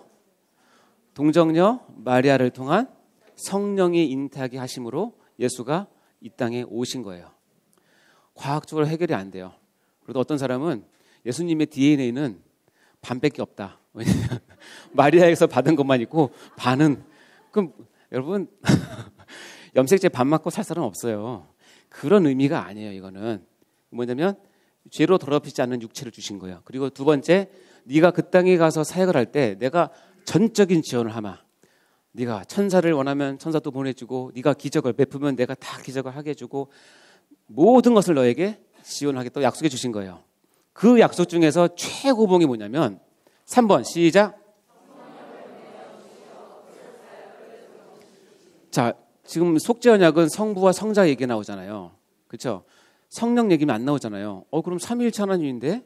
라고 하시면 안 되고, 제가 전에 얘기했지만 성경을 공부하고 신학을 공부하면 성령 하나님은 기가 막힌 분이에요. 제가 얘기했지만 굉장히 겸손하신 분이고 샤이하신 분이고 자기를 안 드러내요. 근데 이 두 분의 한 일을 누가 하시냐면 성령이 그렇게 만든 구속사역을 우리에게 완성시켜주는 역할을 친히 하세요. 그리고 그분은 지금 여러분 가운데 있고 우리 가운데 있어요. 보이십니까? 인사하세요. 안녕히 계세요, 선생님. 이렇게 나가면 2단이 되는 거예요. 자, 구속사역을 정리시키고 네 번째 뭐예요? 구원된 백성을 잘 보세요. 내 백성을 구원해. 네 아들이 구원해. 네가 그렇게 구원했어. 한 사람도 빼놓지 않고 구원했어. 이 백성 다 너 가져요. 물론 삼위일체 하나님 거지만 여기 표현은 뭐예요? 구원된 백성을 성자 예수님께 주셨기 때문에 우리가 원래는 여호와 하나님을 주라고 불렀다가 어떻게 해요? 이제 예수님을 뭐라고 불러요? 예수님 뭐라고 불러요? 주님이라고 불러요. 내가 집에서 애완견을 기르려고 애완견을 사왔어요. 제가 값을 지불했어요. 가지고 와서 내 아들에게 줬어요. 주면서 너 가져 했어. 그러면 이 애완견은 누구 거예요? 아들 거죠. 그렇죠? 근데 이 애완견이 아주 그냥 되버려져가지고 사온 나만 따르고 이 아들은 안 따라. 그러면 사온 나는 되게 민망하죠. 그렇잖아요. 아들 좋으라고 줬는데 아들은 물고 나한테만 와. 그러면 안 돼요. 그게 아니라 이건 뭐냐면 구원된 백성을 누구에게 주셨어요? 예수님께 주셔서 예수님을 주라고 고백하게 했다는 거예요. 그래서 예수님은 여러분 지금 뭐라고 고백해요? 주님이라고 고백하는 거예요. 이 과정이 있었기 때문에. 5번째 시작. 심판권을 주시는 거예요. 구원된 백성뿐만 아니라 이 온 우주의 모든 하나님의 여호와께서 가졌던 권세와 마지막 심판도, 여러분 요한계시를 보면 심판을 누가 하시냐면 예수님께서 하세요. 원래 그 자리에 누가 오셔야 되냐면 하나님 성부가 계셔야 되는데 그 자리를 예수님께. 자, 볼까요? 죄로 더럽히지 않는 육체를 주셨다. 그러나 뭐는 있으나 연약함은 있으나 죄는 없으신 육체예요. 자세한 내용 기독론에 가면 잘 나옵니다. 히브리서 4장 15절 시작. 우리에게 있는 대제사장은 우리의 연약함을 동정하지 못할 리가 아니요 모든 일에 우리와 똑같이 시험을 받으시니로되 죄는 없으신. 예수님은 우리의 똑같이 육체로 왔지만 차이점이 딱 하나 있어요. 뭐예요? 죄는 없으세요. 아멘? 예, 예수님은 하나님이시고 창조주시기 때문에 죄가 없이 성육신에서 우리 가운데 오셨어요. 이것을 흔들기 시작하면 이제 기독론 이단으로 빠지기 시작합니다. 예수님은 죄가 없어요. 믿으시기 바랍니다. 자, 두 번째 전적인 지원을 약속했어요. 그래서 여러분 예수님께서 힘들면 누가 나오는지 아세요? 예수님이 힘들면 천사가 와서 수종 들다는 얘기가 가끔 있어요. 얼마나 힘드시면. 예수님께서 광야에서 공생이 시작하기 전에 마귀에게 세 가지 시험을 봤죠. 세 가지 시험을 다 이기시죠. 진을 빼셨어요. 그리고 나서 성령님께서 누구 보내냐면 천사를 보내서 예수를 수종 들게 해요. 이렇게 지원을 합니다. 그래서 예수님께서 바다를 꾸짖으시고 바람을 꾸짖으시면 어떻게 해요? 그것이 멈춰요. 왜냐면 하나님께서 지원해 주시니까. 예수님은 얘기했는데 계속 바람 불면 예수님이 얼마나 민망하세요. 그러니까 아이고 내 아들 그러면 안 되지 그러고 예수님께서 확 멈추게 하시고 천사를 시켜서 빨리 정리하게 하시고 그런 거예요. 근데 한 가지, 그건 너무 당연한 얘기인데 한 가지는 뭐냐면 결정적인 순간에는 내가 뭘 하겠다? 외면하고 단절시키겠다는 거예요. 이건 굉장히 중요한 신학적인 의미가 있는데 신학적 의미는 여러분 따질 건 없고 마지막 하나님 아버지께서 예수에게 요구한 건 뭐냐면 우리의 죄인의 구원을 위해서 마지막 길은 예수가 감당하기 원하셨어요. 홀로. 그래서 하나님께서 얼굴을 감추세요. 시편과 여기 마태복음 27장은 서로 이게 대꾸가 되는 건데요. 시편 22편 1편 시작. 내 하나님이여 내 하나님이여 어찌 나를 버리셨나이까 어찌 나를 멀리하여 돕지 아니하시오며 내 신음소리를 듣지 아니하시나이까. 다윗이 위대한 것은 뭐냐면 다윗이 경험했던 것들을 하나님께서 기록하게 하시고 그 기록한 것을 내 아들 내 백성 다윗이 이렇게 힘들고 어려울 때 했던 이 말을 지금 어떻게 해요? 예수님의 입에서 나오게 하심으로 너희가 얼마나 힘든 가운데 있었다는 것을 이 구절을 통해서 우리를 한번 느끼게 하는 거예요. 느끼게. 그래서 마태복음 27장을 보면 읽어볼까요? 시작. 제9시쯤에 예수께서 크게 소리질러 이르시되 엘리 엘리 라마 사박다니 하시니 이는 곧 나의 하나님 나의 하나님 어찌하여 나를 버리셨나이까 하는 뜻이라. 엘리 엘리 라마 사박다니라고 하는 말을 십자가상에서 하세요. 뜻이 뭐래요? 나의 하나님 어찌하여 나를 버리셨나이까. 우리 담임 목사님께서 이 부분은 설교를 여러 차례 하셨기 때문에 여러분 다 아실 거라고 생각하는데 한 가지만 말씀을 드리면 뭐냐면 나의 하나님 어찌하여 나를 버리셨습니까? 라고 하는 말은 성자 예수님의 입에서 나올 만한 얘기가 아니에요. 왜냐하면 그분은 하나님이시기 때문에 마지막에 안 참고 예수님께서 마지막에 안 참으시고 밑에 있는 사람들이 막 놀리고 그러니까 제사장들이 놀리거든요. 야, 네가 메시아 맞냐? 메시아 맞으면 십자가에 내려와봐. 그럼 내가 너 믿어줄게. 이렇게 얘기해요. 그때 예수님이 확 돌아가지고 그래, 나 메시아 맞다고 십자가에 내려왔어요. 그렇다고 칩시다. 그렇다고 치면 예수님 우리가 보면 너무 통쾌하죠. 예수님께서 마지막 역전으로 해서 십자가에 내려와서 막 그놈들을 막 때려 부시고 막 천사들 불러가지고 그냥 작살내고 막 그러면서 막 하나님 나라를 막 하면은 좋은데 그러면 뭐가 안 이루어지냐면 우리의 구원이 안 이루어져요. 예수님의 분풀이는 할 수 있지만 구원이 안 이루어져요. 왜냐하면 예수님의 입에서 나의 하나님 나의 어찌 나를 버리셨습니까? 라고 하는 이 외침은 예수님에서 입에서 나올 말이 아니라 누구에게 나오냐면 죄 속에서 있는 인간이 마지막 뒤주가 다 벗겨지고 완전히 너덜너덜한 상태에서 하나님 앞에 갔는데 하나님께서 나에게 너 이제 지옥 가라고 했을 때 그때 나올 마지막 모든 인류의 외침이 뭐냐면 하나님 왜 나를 버리세요라고 하는 거예요. 이 외침은 지금 누가 해야 될 외치냐면 죄를 해결하지 못할 모든 사람이 해결될 문제예요. 여러분도 진리가 없고 예수를 모르면 이 마지막 외침을 하나님께 외치고 지옥으로 가는 겁니다. 근데 내가 해야 될 그 외침을 지금 누가 하시는 거예요? 예수님께서 나 대신에 뭐 하는 거예요? 외쳐주시는 거예요. 그리고 실제로 이 단절, 하나님과의 단절이 얼마나 무섭고 얼마나 끔찍하고 얼마나 흉측한지를 그것을 예수님께서 이 짧은 십자가상에서 온몸으로 다 받으시는 거예요. 근데 그 받는 게 누가 받아야 돼요? 우리라고 하면 나는 쏙 빠지죠. 나. 죄가 해결되지 못한 내가 받아야 될 거예요. 이 다윗처럼 외치는 거죠. 근데 예수님께서 이렇게 외치시고 숨을 거두셨어요. 이 외침은 뭐냐면 하나님께서 하나님의 진노, 하나님의 공의는 뭐예요? 마지막으로 영원한 죽음이에요. 영원한 죽음은 뭐냐면 하나님과 나와의 단절을 뜻하는 거예요.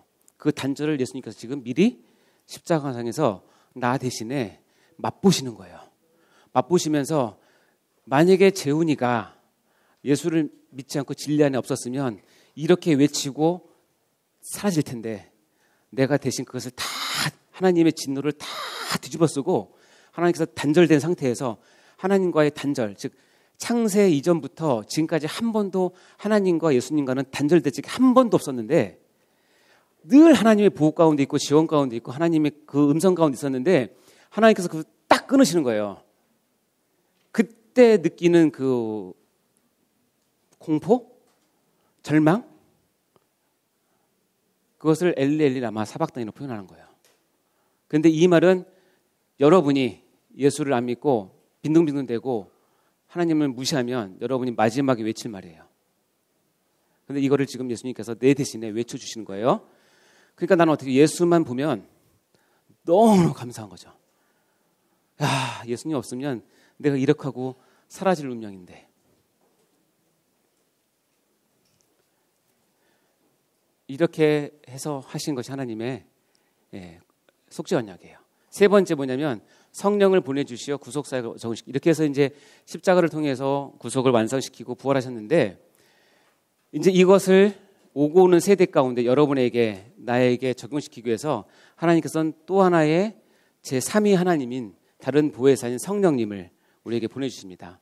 읽어볼까요? 시작. 내가 아버지께 구하겠으니 그가 또 다른 보혜사를 너희에게 주사 영원토록 너희와 함께 있게 하라니니 그는 진리의 영이라 세상은 그를 받지 못하나니 이는 그를 보지도 못하고 알지도 못함이라. 그러나 너희는 그를 아나니 그는 너희와 함께 거하시며 또 너희 속에 계시겠습니다. 여기 말하는 또 다른 보혜사는 진리의 영이라고 불리기도 하고 이 성령님은 너희와 함께 복수죠. 공동체 안에 계신 분이세요. 우리 교회 안에 이 우리 모임 안에 계신 분이고 그리고 너희 속은 우리 사이사이 그리고 정확히 얘기하면 우리의 마음 가운데도 계신 분이세요. 그래서 성령님을 우리 가운데 보내주시는 것이 하나님께서 약속하신 거예요. 그래서 뭐 제가 그냥 그 섣부른 생각이지만 예수님께서 마지막 계약서에 사인하실 때 성령님이 완성을 하셔? 성령님 그럼 내가 할 수 있어라고 했을 가능성이 많아요. 왜냐하면 이후의 모든 일들은 성령님께서 하세요. 그래서 여러분이 이걸 배우는 내용이 구원론이에요. 나중에 가시면 구원론을 배우게 됩니다.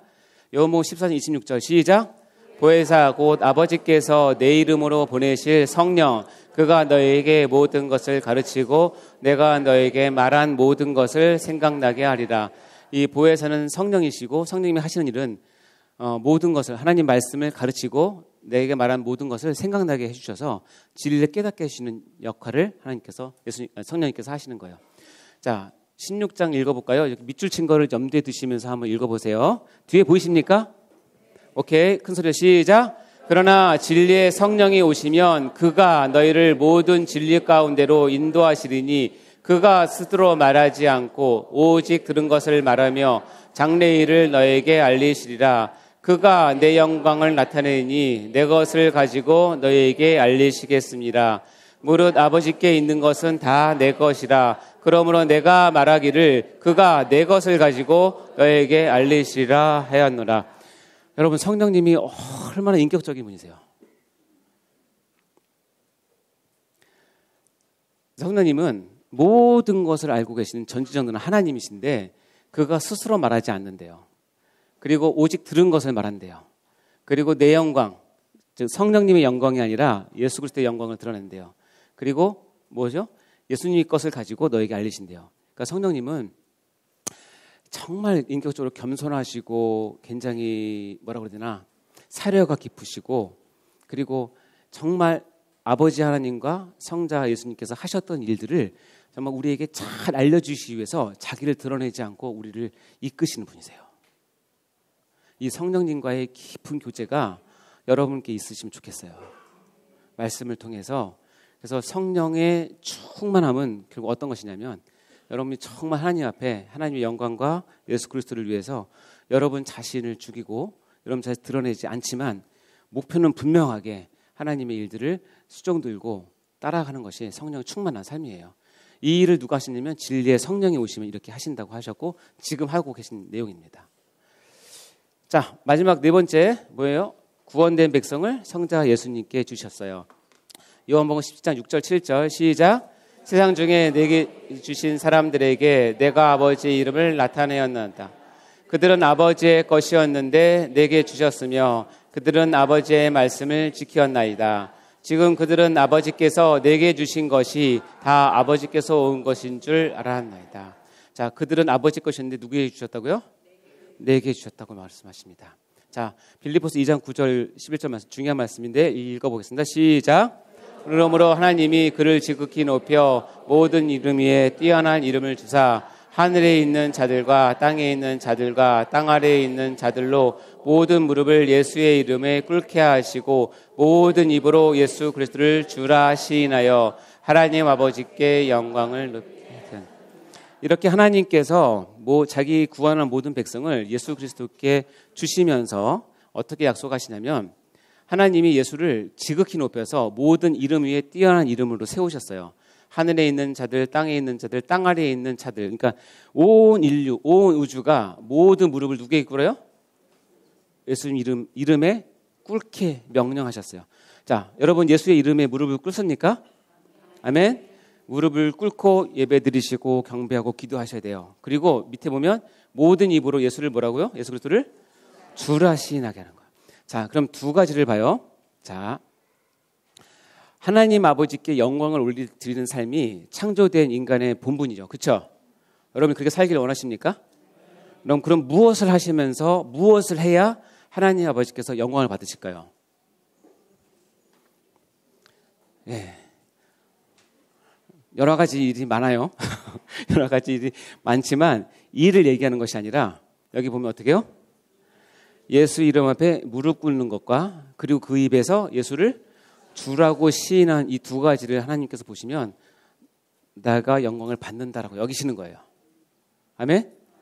예. 그러니까 여러분 평생 예수의 이름 앞에 무릎을 꿇으시고 겸손함을 꿇으시고 예수 그리스도를 나의 주라고 고백하시는, 그러면 그것은 뭐가 되냐면 하나님께 영광을 올리는 일이 되는 거예요. 다시 처음으로 들어서 그러면 어떻게 주라고 시인할까요? 그러면 어떻게 하면 되죠? 제가 또 닭을 보여드려야 됩니까? 내 마음이다 이놈아. 거기에 아멘 하시면 됩니다. 예, 이번 주 치킨 시켜서 드실 때 다시 한번 예수는 나의 주인이시다. 아멘. 예수님은 나의 주님이시다. 이렇게 여러분이 고백을 하고 살 때 하나님 아버지께서 영광을 받으시는 거예요. 자, 마지막 하늘과 땅의 모든 권세와 마지막 심판권을 예수님께 주셨어요. 그래서 예수님이 마태복음 28장에 마지막 승천하시면서 이 말씀을 자신 있게 하시는 거예요. 시작. 예수께서 나와여 말씀하여 이르시되 하늘과 땅의 모든 권세를 내게 주셨으니 그러므로 너희는 가서 모든 민족을 제자로 삼아 아버지와 아들과 성령의 이름으로 세례를 베풀고 내가 너희에게 분부한 모든 것을 가르쳐 지키게 하라. 볼지어다 내가 세상 끝날까지 너희와 항상 함께 있으리라.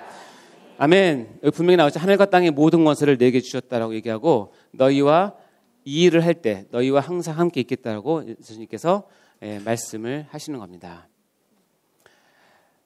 자, 하나님께서 성부 하나님께서 성자 하나님이 이렇게 순종할 때 이런 5가지를 약속을 하셨어요. 요구를 4가지 하셨고 약속을 5가지 해주셨습니다. 그리고 그 가운데는 마치 샌드위치의 가운데처럼 햄버거의 가운데처럼 뭐가 있어요? 순종. 그럼 예수님은 어떻게 순종하셨을까요? 도대체 예수님은 무엇을 가지고 무엇을 근거로 어떤 모습으로 순종하셨을까요? 이것을 배우는 것이 기독론이에요. 그래서 기독론에는 이런 부분들이 아주 정확하게 나오고, 그래서 가장 큰 틀은 뭐냐면 속죄 언약에 의해서 우리를 사랑하시는 하나님 아버지의 그 뜻과 계획과 예정하심을 성자 예수님께서 끝까지 자기 목숨을 버리시면까지 받들어 순종하셔서 이루어진 게 뭐냐면 우리의 뭐다? 구원이에요. 그러면 아까 제가 이제 처음 나왔던 메인 디시의 그 음식이 여러분 앞에 올 때까지 그런 주방에서 이런 과정이 벌어졌다는 것을 안다면, 다시 얘기하면 여러분이 지금 받아 누리고 있는 구원이라고 하는 것이 여러분께 이렇게 주어졌을 때 이것이 얼마나 귀중한지를 알려면 속죄 언약에 들어가서 이것을 이루시기 위해서 하나님과 아들 예수님은 무엇을 하셨고, 그리고 성령 하나님은 무엇을 하셨는지를 여러분 주방에서 지금 하나씩 다 보신 거예요. 다시 주방에서 나오세요. 이제 나와서 내 앞에 펼쳐진 구원, 여러분에게 주어진 구원이 뭡니까? 이렇게 해서 만들어진 거예요. 그러니까 헛되이 살면 안 되겠죠. 그렇죠? 자, 그러면 속죄 언약에서의 성자 예수님은 1번 읽어볼까요? 시작. 네, 그리스도는 속죄 언약의 보증이에요. 왜 속죄는 우리가 믿을 수 있냐면 예수님께서 보증 쓰셔서 믿을 수 있다는 거예요. 2번째 시작.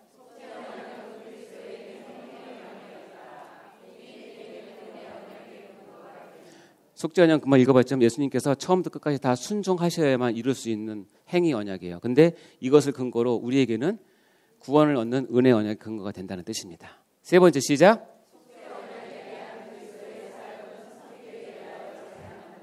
다시 한번 얘기지만 이렇게 하신 그리스도의 사역은 모든 인류나 모든 죄인에게 한 것이 아니라 하나님 아버지께서 미리 예정하시고 결정하신 그 사람들을 위해서 예수님께서 그렇게 하셨다. 그래서 신학적 용어로 뭐라 그런다? 제한 속죄. 보편 속죄가 아니라 제한 속죄입니다. 아시겠죠? 예, 보증이라는 말은 다른 사람의 법적 의미를 자신이 책임지는 것을 얘기하는데, 속죄의 대가를 지불을 예수님께서 하셨고, 그래서 언약의 머리가 되시고 보증이 되셨다라는 말씀입니다. 이와 같이 예수는 더 좋은 언약의 뭐다? 보증이 되셨다. 속죄 언약은 그리스도에게 행위 언약이고 반대로 죄인에게는 은혜 언약의 근거가 된다는 것입니다. 쭉 넘어가겠습니다. 하나만 할게요. 그럼 예수님께서는 이 행위 언약을 어떻게 이루셨냐? 율법 하나하나를 다 이루신 것도 맞지만 예수님께서 이루신 행위 언약의 최종은 뭐냐면, 읽어볼게요. 시작.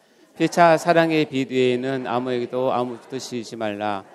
남을 사랑하는 자는 율법을 다 이루었느니라. 간음하지 말라, 살인하지 말라, 도둑질하지 말라, 탐내지 말라 한 것과 그 외에 다른 계명이 있을지라도 내 이웃을 내 자신과 같이 사랑하신 그 말씀 가운데 다 들었느니라. 사랑은 이웃에게 악을 행하지 아니하니 그러므로 사랑은 율법의 완성이니라.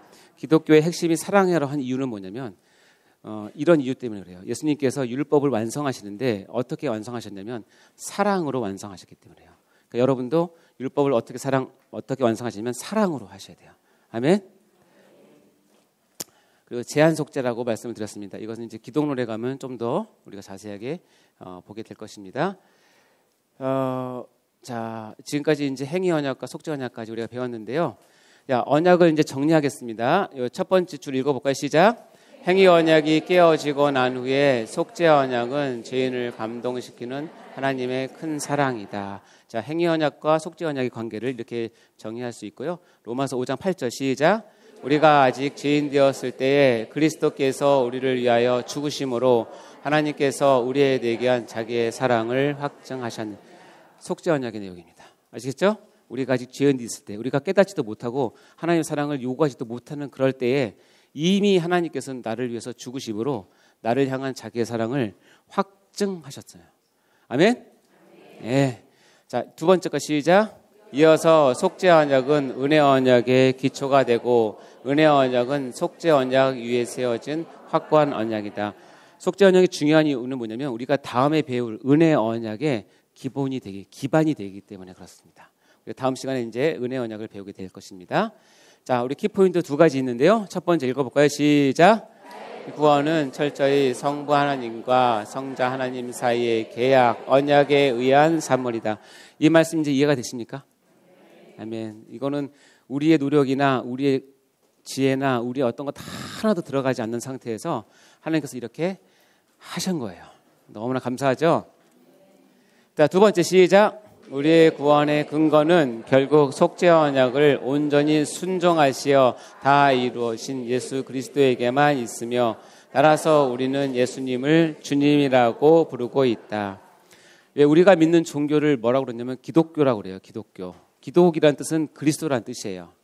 우리의 믿음에 다른 많은 내용들이 있지만 핵심과 핵심으로 가면 결국 예수 그리스도의 순종, 예수 그리스도의 사랑, 예수 그리스도의 완성에 있기 때문에 우리가 믿는 종교를 한마디로 표현하면 기독교라고 얘기를 하는 거예요. 그래서 그리스도를 빼고서는 우리가 우리 종교를 설명할 수 없겠죠. 그리고 그 근거는 속죄 언약에서 성부 하나님과 성자 하나님께서 이런 계획을 맺으시고 이것을 완벽하게 사단이 정말로 절대로 딴지 걸거나 시비 걸지 않게 완벽하게 이루심으로 우리의 구원이 완성이 된 것입니다. 아멘. 축하드립니다, 여러분.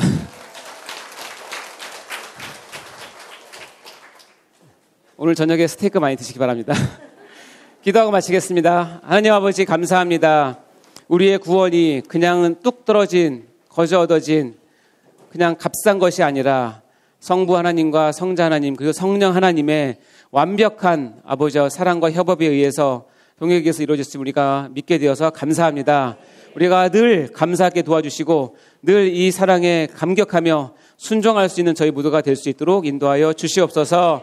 우리의 믿음이 한 단계 더 하나님을 향해서 하나님의 마음을 향해서 나갈 수 있는 계기가 되게 도와주옵소서. 감사드립니다. 예수님 이름으로 기도합니다. 아멘. 수고하셨습니다.